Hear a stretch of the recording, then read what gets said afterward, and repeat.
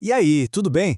Já parou para pensar em quem realmente decide como os serviços públicos funcionam na sua cidade? Nesta análise, a gente vai mergulhar na gestão social, uma ideia que nasceu no momento chave da história do Brasil e que traz uma resposta bem diferente para essa pergunta. E para nossa jornada de hoje, a gente vai se basear no material do curso de Administração Pública da Universidade Federal de Lavras. E isso, claro, nos dá uma base bem sólida para entender um conceito que, olha, pode mudar a forma como a gente enxerga tudo. Então, para começar, vamos direto ao ponto com uma pergunta que é fundamental. Quem é que decide sobre os serviços públicos numa comunidade? A resposta para essa pergunta, na verdade, diz muito sobre o tipo de governo que a gente tem e qual é o verdadeiro papel do cidadão nisso tudo. E para a gente não se perder, aqui está o nosso roteiro. A gente começa com um momento chave da história do Brasil, depois vamos colocar lado a lado duas visões que são opostas, o cidadão visto como cliente contra o cidadão como participante.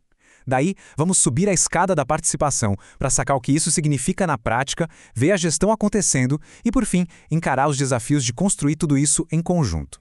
Bom, para entender tudo isso, a gente precisa voltar um pouco no tempo, para um momento de virada total no Brasil. Um momento que não mudou só as leis, mas a própria forma como o Estado e a sociedade conversavam. Olha só, antes de 88 o cenário era bem diferente. O Estado era super centralizador, as decisões vinham todas de cima, só que aí veio a redemocratização, veio a Constituição de 88 e, cara, isso virou o jogo completamente. Ela abriu as portas para o modelo descentralizado, onde a sociedade não era mais só uma espectadora, mas era chamada para participar das decisões. Isso não foi só uma mudancinha, não. Foi uma verdadeira revolução na forma de governar. E essa virada histórica toda nos deixa numa encruzilhada, sabe? Com dois modelos de gestão bem diferentes competindo para ver qual caminho seguir. E cada um deles enxerga a relação do Estado com as pessoas de um jeito totalmente diferente. De um lado, a gente tem o que se chama de gerencialismo. A ideia aqui é bem simples, na verdade. Pegar a lógica da empresa privada e aplicar no governo. O foco é total na eficiência, nos resultados, e as pessoas, a população, são vistas como clientes.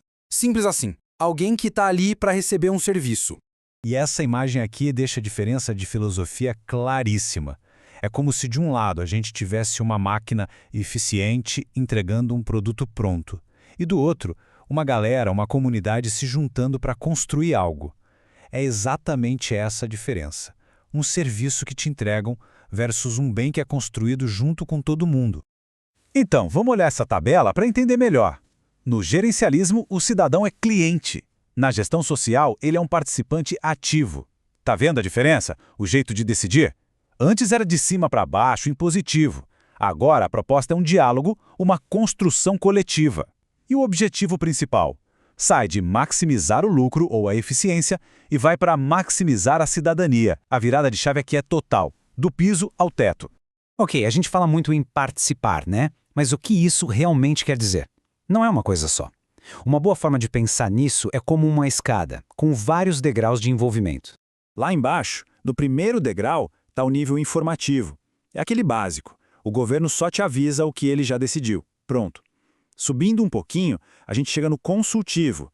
Aqui, o governo até te pergunta a sua opinião, mas a decisão final, a caneta, ainda está na mão dele. Mas é lá no topo da escada que a mágica acontece, que é o grande objetivo da gestão social. O nível deliberativo. É aqui que a sociedade não só opina, mas senta na mesa de decisão junto com o poder público e ajuda a decidir de verdade. Beleza, já entendemos a teoria, mas como isso funciona no mundo real? Vamos ver agora falando da coprodução dos serviços públicos. Coprodução, o nome já diz tudo, né? É produzir junto. É um modelo em que o Estado, a sociedade, todo mundo, não está cada um de um lado, mas sim trabalhando em parceria para criar as coisas. E aqui está o pulo do gato. O governo não está mais entregando algo para a comunidade. Ele está construindo com a comunidade. Muda tudo. E para isso não ficar só na teoria, tem um exemplo prático que é simplesmente perfeito para ilustrar essa ideia. O programa 1 milhão de cisternas. Pensa só, o desafio era levar água para o semiárido brasileiro. Um desafio gigantesco. E como eles fizeram isso? Não foi o governo chegando e instalando tudo sozinho. Foi uma parceria com organizações sociais. E a peça-chave aqui é que as próprias famílias botavam a mão na massa, participavam da construção e da manutenção das cisternas. A base de tudo foi a corresponsabilidade e, olha que importante, o uso do conhecimento que o povo local já tinha. O resultado? Uma solução criada pela própria comunidade para a própria comunidade. Bom, parece incrível, né? Mas é claro que colocar um modelo desses para funcionar não é nada fácil. Exige novas habilidades e, claro, tem um monte de obstáculos pelo caminho.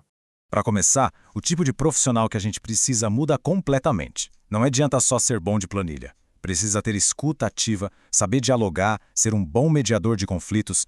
O lance aqui é que o papel do gestor social deixa de ser o de chefe que manda e passa a ser o de ponte que conecta todo mundo. E na prática, os desafios são gigantescos.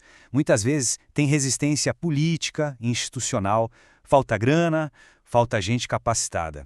E um ponto fundamental, a desigualdade no nosso país. A verdade é que a capacidade de participar, de ter uma democracia funcionando bem, não é a mesma em todos os cantos do Brasil. E isso é um obstáculo enorme. E tudo isso que a gente conversou nos leva a uma pergunta final, uma reflexão que amarra tudo. No fim das contas, a pergunta é: os serviços públicos devem ser simplesmente entregues para a gente ou eles devem ser construídos com a gente? A resposta que a gente dá para isso não define só o tipo de governo que a gente quer, mas principalmente qual é o nosso próprio papel como cidadãos dentro da sociedade.